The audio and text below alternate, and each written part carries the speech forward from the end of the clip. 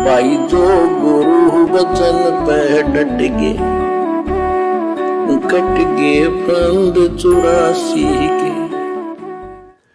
भाई और बहनों, फिलहाल हम इसकी भूमिका में चल रहे हैं और 12 पेज तक केवल इसकी भूमिका चलेगी।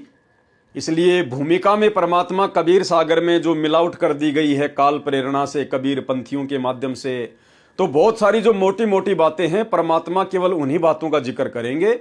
उसके बाद फिर धर्मदास जी के प्रकरण से आगे कबीर सागर का सरलार्थ शुरू होगा।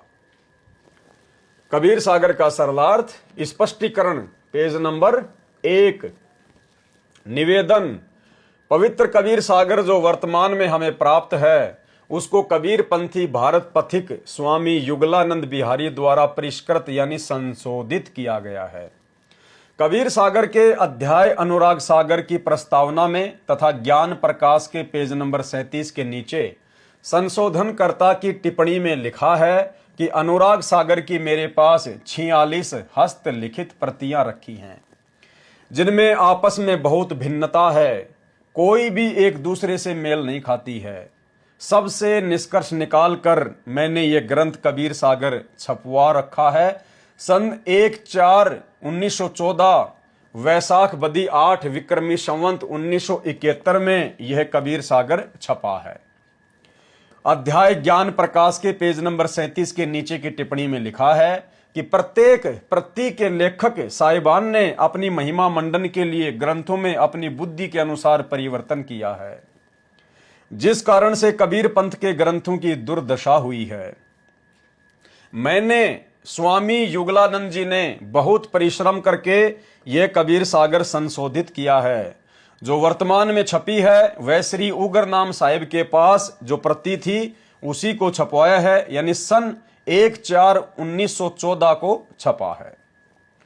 उपरोक्त प्रकरण से सिद्ध है कि कबीर सागर में ज्ञानहीन महंतों ने कुछ मिलावट या काट छांट की है, वह उनका अपना अज्ञान अनुभव था, परंतु सागर होने के कारण कबीर जी के ज्ञान को समाप्त नहीं कर पाए। बीच बीच में तथा कहीं पूरे अध्याय में सच्चाई शेष है। उसकी सत्यता संत गरीबदास जी गांव छुडानी जिला झज्जर हरियाणा वाले के सत्य ग्रंथ से होती है, जिसमें कोई काट छांट या मिलावट नहीं है। यानी आदरणीय गरीबदास जी महाराज जी ने अपना जो सदग्रंथ साहिब लिखा है उसमें कोई मिलावट नहीं है, कोई काट छांट नहीं है।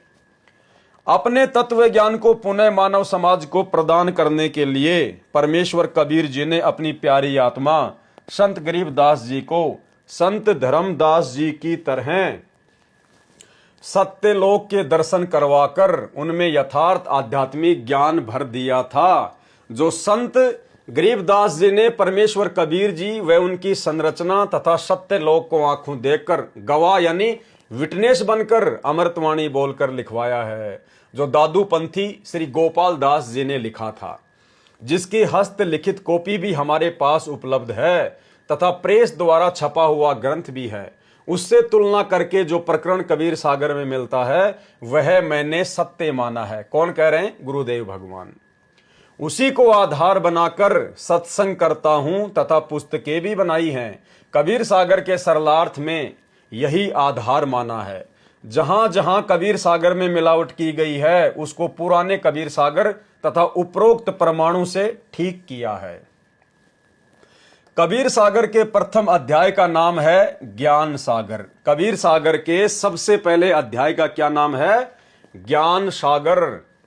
वास्तव में कबीर पंथियों ने एक ही अध्याय के कई अध्याय बनाकर भिन्न भिन्न नाम रखकर अपनी अपनी बुद्धि से अड़ंगा कर रखा है।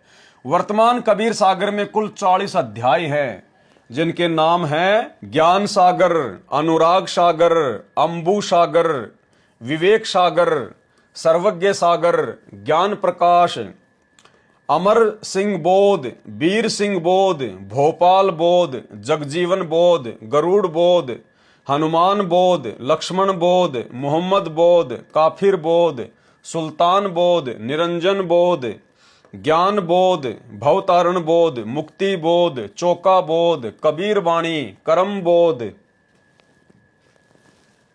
अमर मूल, उग्र गीता, ज्ञान स्थिति बोध, संतोष बोध, काया पांजी, पंच मुद्रा, आत्मबोध, जैन धर्म बोध, शवसम वेद बोध, धर्म बोध, कमाल बोध, श्वास गुंजार, अगम निगम बोध, सुमरन बोध, कबीर चरित्र बोध, गुरु महात्म्य और जीव धर्म बोध। सरलार्थ करता संत रामपाल दास, सतलोक आश्रम बरवाला, जिला हिसार, प्रांत हरियाणा। जो गुरु बचन पे डट के कट गए फंद 84 के, कट गए फंद 84 के, कट गए फंद 84 के।